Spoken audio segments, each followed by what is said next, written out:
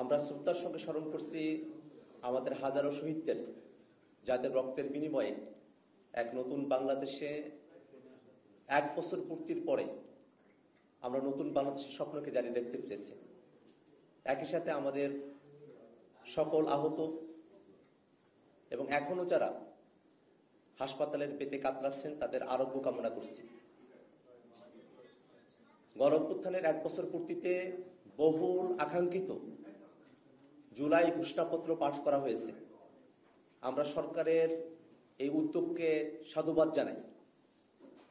একই সাথে জুলাই ঘোষণাপত্র তার বিতর্কিত বিষয়গুলো নিয়ে আমরা দীর্ঘ সময় পর্যালোচনা করেছি এবং কিছু বিষয় তা যদি জুলাই ঘোষণাপত্রের মধ্যে উল্লেখ থাকতো তাহলে এই ঘোষণাপত্র আরো পরিপূর্ণ হতে বলে আমাদের মনে হয়।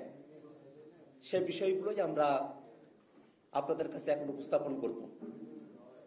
আমরা গত বছর বৈষম্যবিরোধী ছাত্র আন্দোলনের উদ্যোগে জাতীয় শহীদ মিনারে একত্রিত হয়েছিলাম এবং সেখানে জুলাই ঘোষণাপত্রের বিষয়ে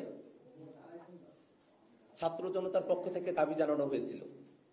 সরকার সময় চেয়েছিলেন, একটা দীর্ঘ সময় অতিবাহিত হওয়ার পরেও দীর্ঘদিন আমাদেরকে অপেক্ষা করতে হয়েছে। সে অপেক্ষার অবশেষে অবসান ঘটেছে গতকাল। আমরা জুলাইয়ের যে ঘোষণাপত্র পেয়েছি তাতে জুলাইয়ের সকল শহীদদের জাতীয় বীর হিসেবে স্বীকৃতি প্রদান করা হয়েছে। জুলাইয়ের সকল আন্দোলনকারী, শহীদ পরিবার, আহত সকলকে আইনি সুরক্ষা দেওয়ার কথা প্রতিশ্রুতি ব্যক্ত করা হয়েছে। এই ঘোষণাপত্রের মধ্য দিয়ে রাজনৈতিক দলগুলোর তরফে আবারও প্রতিশ্রুতি ব্যক্ত করা হয়েছে যে বাংলাদেশ একটি বৈষম্যহীন, দুর্নীতিমুক্ত, ফেসিবাদ মুক্ত একটি রাষ্ট্র কাঠামো আমরা পাব। এবং একই সাথে এই ঘোষণাপত্রের আরো পরিপূর্ণতার জন্য আমরা দীর্ঘ সময় ধরে সরকারের কাছে যে দাবিগুলো জানিয়ে এসেছিলাম তার কিছু বিষয় এখানে অনুপস্থিত থেকে গেছে। আমরা যদি একেবারে শুরুর সময় থেকে খেয়াল করি, উপনিবেশ বিরোধী লড়াইয়ের কথা বলা হয়েছে, কিন্তু এই ভূখণ্ডের মানুষের উপনিবেশ বিরোধী লড়াইয়ের অন্যতম রেফারেন্স পয়েন্ট 47কে এখানে উল্লেখ করা হয় নাই। আমরা মনে করি যে বাংলাদেশের এই ভূখণ্ডের এবং একটা সার্বভৌম রাষ্ট্র পাওয়ার পেছনে 47, 71 এবং আমাদের 24-এর যে আন্দোলন তার সকল কিছুর একটি সম্মিলন এই ঘোষণাপত্রকে আরো সমৃদ্ধ করতে পারত।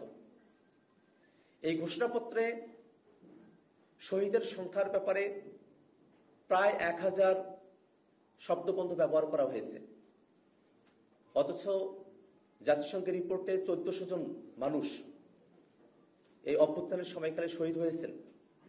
এই পরিসংখ্যান আমাদের সকলের জানা। সেক্ষেত্রে গত 1 বছর ধরে সরকার যে শহীদদের প্রকৃত সংখ্যা নির্ণয় করতে ব্যর্থ হয়েছে, আহতদের প্রকৃত সংখ্যা নির্ণয় করতে ব্যর্থ হয়েছে, তার একটা ছাপ আমরা এই ঘোষণাপত্রের মধ্যে দেখতে পেলাম। এই ঘোষণাপত্রে গত 16 বছর ধরে বাংলাদেশের মানুষেরা যে আন্দোলন সংগ্রামগুলোতে অবতীর্ণ হয়েছেন, বিশেষত আমাদের 16 বছরের এই জার্নিতে রাষ্ট্রীয় গুরুত্বপূর্ণ যে বিষয়গুলো জাতির কাছে আমাদের কাছে মনে হয়েছে তার অনেকগুলো বিষয় এখানে অনুপস্থিত থেকে গেছে। পিলখানা হত্যাকাণ্ড, শাপলা গণহত্যা, জুডিশিয়াল কিলিং, ভ্যাট বিরোধী আন্দোলন, 2018 সালের কোটা সংস্কার আন্দোলন এবং নিরাপদ সড়ক আন্দোলন, আবরার ফাহাদের হত্যার বিরুদ্ধে আগ্রাসন বিরোধী আন্দোলন, মোদী বিরোধী আন্দোলনের কথা এই ঘোষণাপত্রে উল্লেখ থাকলে ঘোষণাপত্র পরিপূর্ণ হতে পারত। আমরা মনে করি যে গত 16 বছর ধরে বাংলাদেশের মানুষেরা আরো অসংখ্য আন্দোলন সংগ্রাম করেছেন, কিন্তু ইতিহাসের এই পরতে যে ঘটনাগুলো আমাদের জাতীয় জীবনে দীর্ঘমেয়াদী ছাপ রেখে গেছে, সেই ঘটনাগুলোর উল্লেখ করা আমাদের জাতির জন্য গর্বের বিষয় হতে পারত। একই সাথে আমরা ঘোষণাপত্রের মধ্য দিয়ে আমাদের সংগ্রামগুলোর আরো ঐতিহাসিক স্বীকৃতি সুনির্দিষ্টভাবে অর্জন করতে সক্ষম হতাম। সব থেকে গুরুত্বপূর্ণ যে বিষয়টা আমাদের কাছে মনে হয়েছে, এই ঘোষণাপত্রের 25 এবং 27 নম্বর পয়েন্টে আয়োজিতব্য নির্বাচনের মধ্য দিয়ে নির্বাচিত সরকারের সংস্কারকৃত সংবিধানে তফসিলে এই ঘোষণাপত্রকে উল্লেখ করার কথা বলা হয়েছে। আমরা জাতীয় নাগরিক পার্টি এনসিপি দীর্ঘ সময় ধরে বাংলাদেশে একটি নতুন সংবিধানের দাবি জানিয়ে আসছি। সে লক্ষ্যে গণপরিষদ নির্বাচনের মধ্য দিয়ে নতুন সংবিধান পুনর্লিখনের দাবি আমরা সরকারের কাছে করে এসেছি। ঐক্যমত্য কমিশনে রাজনৈতিক দলগুলোর মধ্যে সংস্কারের বিভিন্ন বিষয়বস্তুতে ঐক্যমত্য তৈরি হয়েছে, কিন্তু এখনো পর্যন্ত সেখানে বাস্তবায়নের পথ কি হবে তা নিয়ে আলোচনা করা হয়নি। সেক্ষেত্রে যখন এই ঘোষণাপত্রকে পরবর্তী সংস্কারকৃত সংবিধানের উপর ছেড়ে দেওয়া হয়, স্বভাবতই আমরা যে নতুন সংবিধানের দাবি জানিয়েছি, গণপরিষদের কথা বলেছি, সংবিধানে অন্তর্ভুক্তির কথা বলেছি, সেই প্রক্রিয়াকে পাশ কাটিয়ে যাওয়া হয়। আমরা এখনো দাবি জানাই যে বাংলাদেশে যে নতুন রাজনৈতিক জনগোষ্ঠীর আবির্ভাব ঘটেছে, তাদের অভিপ্রায়কে ধারণ করতে একটি নতুন সংবিধানই আমাদের জন্য সমাধান, এবং সেই নতুন সংবিধানে প্রস্তাবনার মধ্যেই জুলাইয়ের ঘোষণাপত্রকে অন্তর্ভুক্ত করার দাবি আমরা জানাই। একই সাথে ঐক্যমত্য কমিশনে জুলাই সনদ কার্যকরের পন্থা হিসেবে রাজনৈতিক দলগুলোর সঙ্গে আলোচনার কথা বলা হয়েছে। আমরা দেশবাসীর কাছে এর পূর্বেই খোলাসা করে বলতে চাই যে জুলাই সনদে যে সংস্কারগুলোর বিষয়ে রাজনৈতিক দলগুলোর ঐক্যমত্য তৈরি হয়েছে এবং কমিশন সিদ্ধান্ত গ্রহণ করেছে, সেই সব সংস্কারের বিষয়বস্তুকে অন্তর্বর্তীকালীন সরকারের সময়কাল থেকেই বাস্তবায়ন করতে হবে। লিগ্যাল ফ্রেমওয়ার্ক অর্ডার এলএফও করে এটাকে কার্যকর করতে হবে এবং এই জুলাই সনদ এবং ঘোষণাপত্রের কার্যকারিতার ভিত্তিতেই সামনের নির্বাচন অনুষ্ঠিত হতে হবে। প্রিয় সাংবাদিক বন্ধুগণ, আমরা দীর্ঘ সময় ধরে বাংলাদেশের মানুষেরা গুম, খুন, আয়নাঘরের নির্যাতন, অত্যাচার, বিচার বহির্ভূত হত্যাকাণ্ড, দুর্নীতি, অপশাসন, ফেসিবাদের যাতাকলে আমরা পিষ্ট হয়েছি। সেই নতুন বাংলাদেশকে আমরা নতুন করে গড়তে বাংলাদেশের সকল রাজনৈতিক শক্তিকে, বাংলাদেশের মানুষেরা যে আকাঙ্ক্ষার ভিত্তিতে 24-এর গণঅভ্যুত্থানে সামিল হয়েছিলেন, একজন রিক্সা চালক, একজন শ্রমিক মজুর, একজন কিশোর, তরুণ, শিশু, নারী, তাদের সকলের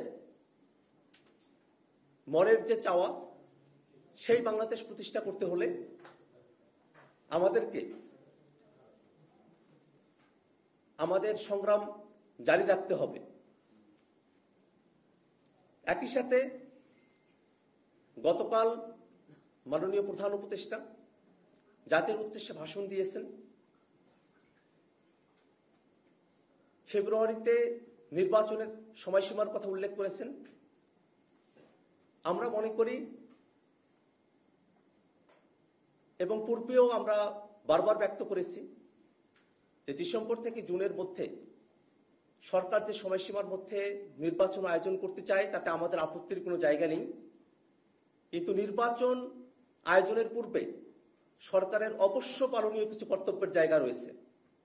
এ সরকার গণহত্যাকারীদের বিচার করা এবং রাষ্ট্র কাঠামোর গুণগত পরিবর্তনের জন্য সংস্কারের ম্যান্ডেট নিয়ে সরকারের যাত্রা শুরু হয়েছে। অতএব নির্বাচনের পূর্বে বিচারকে দৃশ্যমান করা এবং সংস্কারকে বাস্তবায়ন করা এই সরকারের অবশ্য কর্তব্য। একই সাথে নির্বাচনের পূর্বেই মাঠ প্রশাসনের নিরপেক্ষতা নিশ্চিত করা এবং লেভেল প্লেইং ফিল্ড নিশ্চিত করা অবশ্যই সরকারকে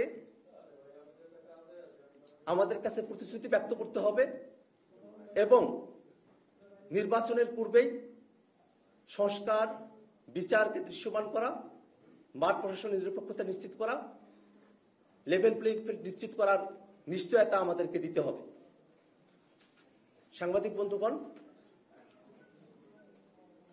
আমরা এই জুলাই ঘোষণাপত্রে যে প্রতিশ্রুতিগুলো ব্যক্ত করেছি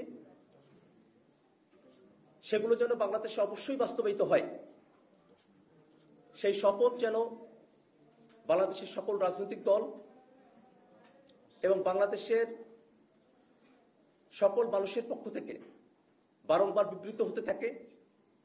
24 জুলাই অভ্যুত্থান বাংলাদেশে যে নতুন দিগন্তের সূচনা করেছে সেটা যেন যুগ যুগান্তরে আমাদের ভবিষ্যৎ প্রজন্মকে অনুপ্রাণিত করতে পারে, এই আশাবাদ আমরা ব্যক্ত করছি।